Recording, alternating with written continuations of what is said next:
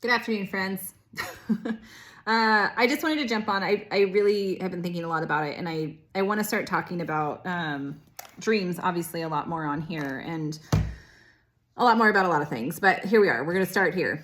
So I just felt called to kind of say something today about dream work. Like, why would I want to do dream work, right? I get asked all the time, what even is it, right? People are always like, oh, is it helping with my hopes and dreams? And the answer is yes. But it's not quite, it's not quite the whole story, right? So it is working with our dreams, doing dream work really is the practice of looking at our nighttime dreams and learning the language, learning to understand what they're trying to gift us, right? And I see the dream time as the language of the soul, the language of the universe, whatever you want to call it. For me, it really feels like the language of my soul. And when we think about that, that's also the language of our soul connects to nature. It connects to the universe. It connects to all these different things. But it's spoken to us in metaphor, in simile, in puns, in emotion, in like physical feeling. The world of dreams is not working through our conscious way of how we work with our brains during the day. That part of our brain is actually shut off. So it is working. That's why it's working in all these wacky ways. And all this stuff is like, all these like things that don't make sense in our waking life are happening in our dream time. So, it's kind of up to us. I was joking with my cousin today that we kind of have to almost be like a dream investigator. You become a little bit of an investigator. And I think that's why I love dream work so much. I was raised as a super hypervigilant child. The world didn't feel safe to me, and I just am super highly sensitive. And I notice it now, like I always joked that I was going to be like a CIA agent or a private investigator or something, because I can walk into a situation and I could see every threat, every potential issue, all these things that I always like hated, because it felt so stressful. But it's actually, I'm realizing it's such a gift. On the positive side, when I work with my clients on their businesses, or if I walk into these situations where things seem chaotic and confusing, I can see order. I've learned to be able to kind of take that and create some sort of order out of it in my brain. And working with my dreams is very similar, right? So it's kind of this chaos where you're like, what the fuck is going on here? Like, what does this mean? And you start to create an order because you start to learn the language.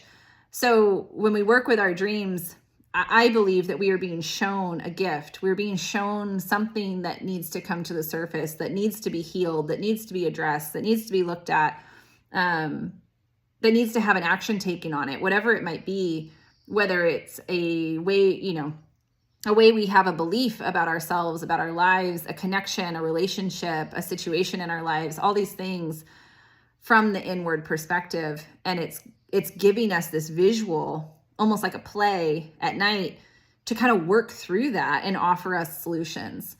And when I say learn the language, the reason I use the tarot to introduce dream work is because tarot works in symbolism and archetypes, these kind of larger themes, these larger symbols,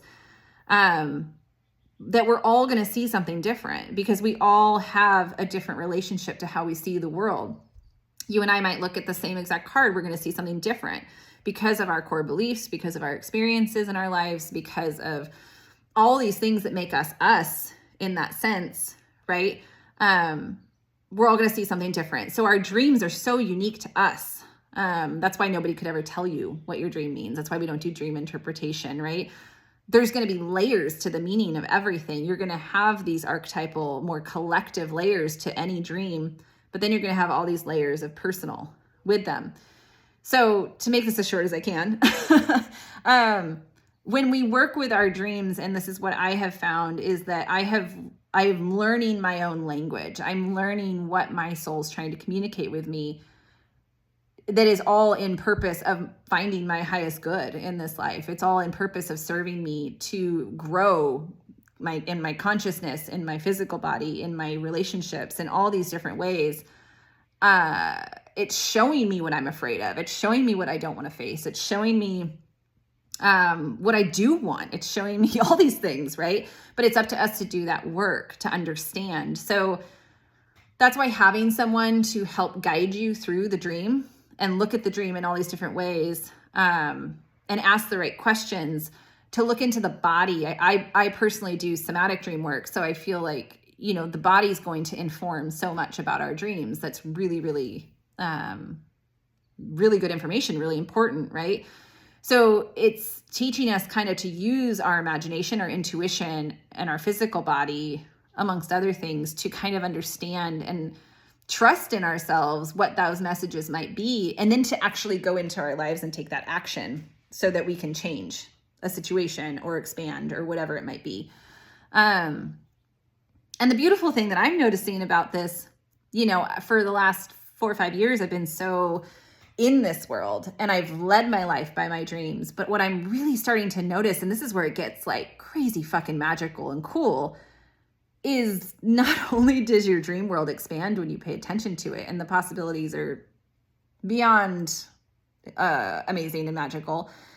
I will talk more about that. But your waking life you really start to see your waking life as a dream. So when something happens to you in your waking life, physically, emotionally, whatever it might be, I'm trying to start catching myself and being like, how would I treat this if this was a dream? Because it is, right? And what is a dream but a collection of symbols, images, emotions, feelings, right? Physical feelings, all of these things. So let's say, for instance, you're walking outside and you trip over something and you hurt your foot, right? The way I would look at that in a dream is like, what does it mean to be tripped up by something? What is the energy of that? And what could that be? Was I moving too quickly? Was I moving too slowly? What did I trip over? And what is that thing? And what does it have any meaning to me? The physical part of my body that maybe I hurt, what does that do for me? What is the energetic aspect of that component of my body? When I think about my foot, it's how I move around. It's my connection to the earth. It's my soul, the soul of your foot, right? So what part of your foot did you hurt? And when we start to investigate this and see this for kind of the dream-like quality that it is, it also changes the way we move through our life, right? Our waking life. And so it just starts to all interconnect. It becomes, this stream of consciousness that's just changing from, we're still the same being, spirit we are when we're asleep and when we're awake. And it just really changes it's changed the way I live. It's continually changing the way I live. And the world becomes so much more magical, and, the possibilities seem so much more endless, and the connection to the natural world as this messenger. We are constantly, there's this language that lives around us, within us. All of these things, our mission, if you want to call it that, is kind of to learn to understand that for what it means to us and how that's going to change our life going forward. So that is a very big, large, grand explanation, mostly with regards to me, right? This is kind of what I am moving into. And to me, this is the essence of Tibetan dream yoga, right? The idea that everything is a dream. And when we start to see it this way, when we can change our beliefs, our thoughts can evolve based on this, that can change the way we act in the world, right? The way we are, the way we respond to things. We become less victimized, we become more empowered. All those things are going to then change our dream life, right? Because our dreams are showing us where our traumas are. They're showing us the things we need to work through. And they're showing us these things when we're ready. So as we move through these things in our waking lives, our dreams start to evolve. It opens up all this possibility, all this magic to kind of really, it's helped me to really understand my essence, that I am a soul, I'm a spirit, and that the unknown isn't as scary as I think that I've been taught, right? It is still scary, obviously, and that's working through, but I think that feels like my goal. How do I become at peace with the unknown? Because when you're asleep, you're in the closest place to dying that you're gonna be at, right? With regards to your day-to-day life, in that capacity, right? So it's such a good training ground and area to explore these ideas, right? And the idea, again, in Tibetan dream yoga is that if we can have this right thought, right action, right dream, that leads to our transition time, right, being done in a very conscious, loving way without so much fear. So, the Toltecs say learning to dream is learning to die. And I believe that, and I think that what does that even mean, even though I feel like on some level it's obviously it's scary, right? But I do believe that learning to dream and learning to live in the dream, to like the sleeping dream, the waking dream, all of these things, what it is really doing is training us to release and surrender to this great unknown mystery of life, the great mystery, right? We don't know. But how do we make it magical and fun? Because that's what it is, right?